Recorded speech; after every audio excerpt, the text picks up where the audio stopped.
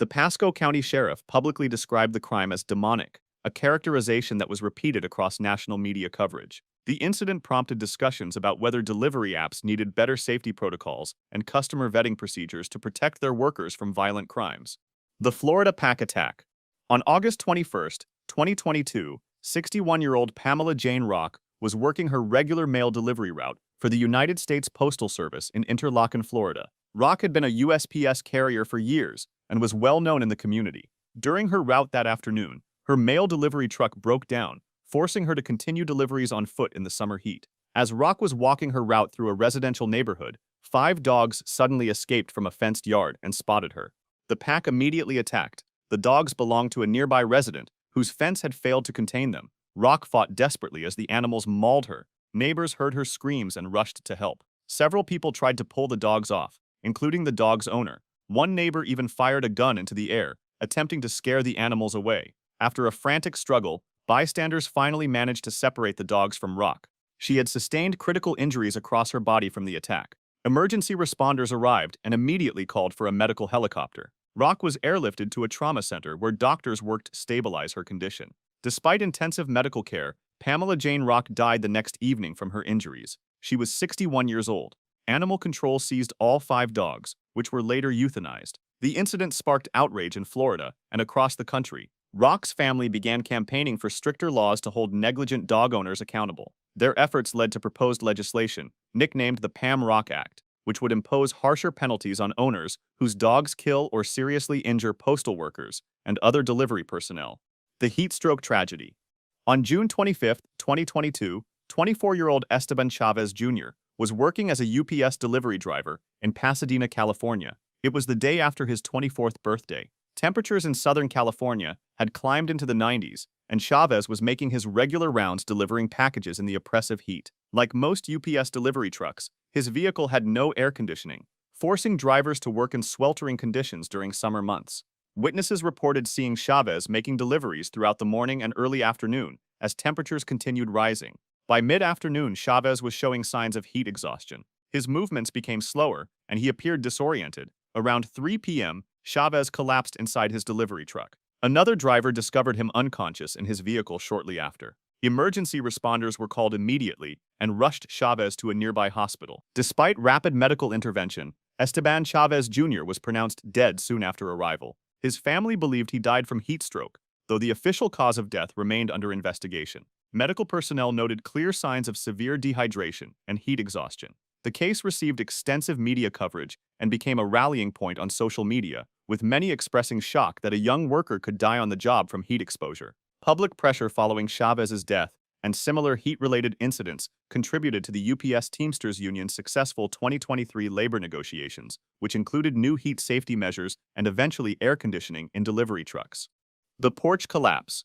On November 27, 2021, 45-year-old William Billy Fields was working his evening shift as a pizza delivery driver for Pizza King in Connorsville, Indiana. Fields had been delivering pizzas for nearly 30 years and was beloved in the community. Customers knew him by name, and he had become a fixture in the small Indiana town. That evening, Fields received an order and loaded the pizzas into his car for delivery. He drove to the customer's home, grabbed the order, and approached the front door. The house had a wooden front porch, a common feature in the area. As Fields stepped onto the porch carrying the pizzas, the structure suddenly gave way beneath him. The wooden porch collapsed completely, dropping Fields through the broken boards and debris. He became trapped under heavy wooden beams and other wreckage from the collapsed structure. The customer heard the crash and immediately called 911. Emergency responders arrived quickly and worked to extract Fields from the debris. They pulled him free and rushed him to a local hospital, but his injuries were severe. William Fields was pronounced dead from trauma sustained in the collapse. The community was devastated. Fields had been delivering pizzas in Connorsville for 3 decades, and countless residents knew him personally. People magazine picked up the story, and news of the beloved local pizza delivery man dying on the job spread across social media. The falling tape measure. On November 6, 2014, 58-year-old Gary Anderson was working as a delivery driver in Jersey City, New Jersey. His job involved transporting construction materials to building sites around the city. That morning, Anderson received an assignment to deliver a load of sheetrock to a high-rise construction site in Jersey City. The building under construction was a 50-story tower with workers spread across multiple floors.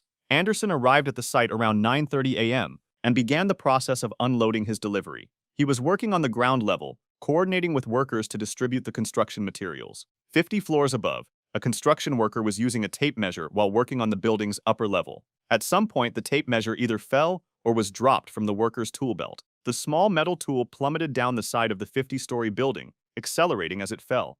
During its descent, the tape measure bounced off equipment and structural elements. At ground level, Gary Anderson was not wearing a hard hat. The falling tape measure struck him directly in the head with tremendous force after falling for 50 floors. The impact critically injured Anderson, causing severe head trauma. Co-workers immediately called for emergency medical assistance. Paramedics arrived and rushed Anderson to a nearby hospital where trauma surgeons attempted to treat his injuries. Despite their efforts, Gary Anderson died approximately 1 hour later from the head trauma. He was 58 years old. The Occupational Safety and Health Administration opened an investigation into the incident. The bizarre nature of the accident, that a common tool like a tape measure could fall and kill someone, captured worldwide attention. The story has been recounted in numerous YouTube videos about unbelievable accidents and workplace safety, underlining how a momentary lapse in safety protocol can have fatal consequences. The train crossing. On October 24, 2025, 24-year-old Dusty L. Souls was working as a UPS delivery driver in rural Hunt County, Texas. The young driver was operating a UPS box truck, making deliveries west of Greenville in an area with numerous railroad crossings. Around 11:30 a.m., Souls approached an ungated railroad crossing, one of many unmarked crossings common in rural Texas. The crossing had no gates, flashing lights, or other automated warning systems, only standard crossbuck signs. As Souls drove her truck toward the tracks, a freight train was approaching on the line. For reasons that remain under investigation, Souls failed to yield at the crossing. Her UPS truck entered the tracks directly into the path of the oncoming freight train. The locomotive struck the box truck with devastating force. The impact tore the vehicle apart and sent debris flying. The collision caused the truck to burst into flames immediately. The train's engineer applied emergency brakes, but stopping a loaded freight train requires considerable distance. By the time the train came to a complete stop, the UPS truck had been completely destroyed. Emergency responders arrived to find the charred, mangled remains of the delivery truck scattered along the railroad tracks. Dusty Souls died instantly from the impact. She was 24 years old. Photographs from the scene showed the truck's burned wreckage and the severity of the collision. Local authorities and railroad investigators examined the crash site to determine exactly what happened. UPS issued a statement expressing condolences to Souls' family. Transportation safety advocates pointed to the case as an example of why more crossings need automated warning systems to prevent similar tragedies. The Vans, Carla and Lisa. Lisa's husband, civil trial lawyer Patrick Knight, tried to intervene and Paul shot him in the stomach. Patrick spent 3 months in a medically induced coma but survived. Then Paul walked calmly toward the bedroom, where 6-year-old Michaela Sitton was sleeping. He entered her room and shot the child in her bed. Seconds later, Paul walked out of the house, got into his blue Toyota Camry, and drove away into the night. He had packed clothes and withdrew around $12,000 in cash in preparation. He disappeared for 38 days while U.S. Marshals and local police conducted a massive manhunt. A $25,000 reward was offered for information leading to his arrest. On January 2, 2010, an episode of America's Most Wanted featured Paul's case. The owners of the Edgewater Lodge in the Florida Keys happened to be watching. Despite his shaved head and beard, they recognized Paul as a guest who had checked in under the name John Baca on December 2nd. They immediately called the show's hotline. U.S. Marshals burst into his second-floor motel room and found him on a computer. He was arrested without resistance. Paul Michael Merhige was charged with 4 counts of first-degree murder and 3 counts of attempted first-degree murder. On October 27, 2011, he pleaded guilty to all charges and was sentenced to 7 consecutive life sentences without the possibility of parole. The Salmonella Incident. On November 28, 1995, the Clark County Health District in Las Vegas, Nevada, received a disturbing call from the county coroner's office. A man attended a Thanksgiving celebration where turkey was served alongside other traditional dishes. Within a day of the meal, he developed severe symptoms, violent diarrhea, intense abdominal cramps, high fever, and dehydration. Despite seeking medical attention, his condition deteriorated rapidly. CDC investigators traced the outbreak to improperly prepared turkey that had been contaminated with salmonella bacteria. As the turkey was undercooked, the bacteria multiplied to dangerous levels in the warm, protein-rich meat. Multiple people who attended the same Thanksgiving dinner fell ill, but this man's case was the most severe. His immune system couldn't fight off the massive bacterial infection. Despite aggressive medical treatment, including IV antibiotics and fluids, he died from complications of salmonellosis. The death prompted an investigation by the CDC and local health departments. They issued warnings about proper turkey handling, thawing in the refrigerator, not at room temperature, cooking to an internal temperature of 165 F, and refrigerating leftovers within 2 hours.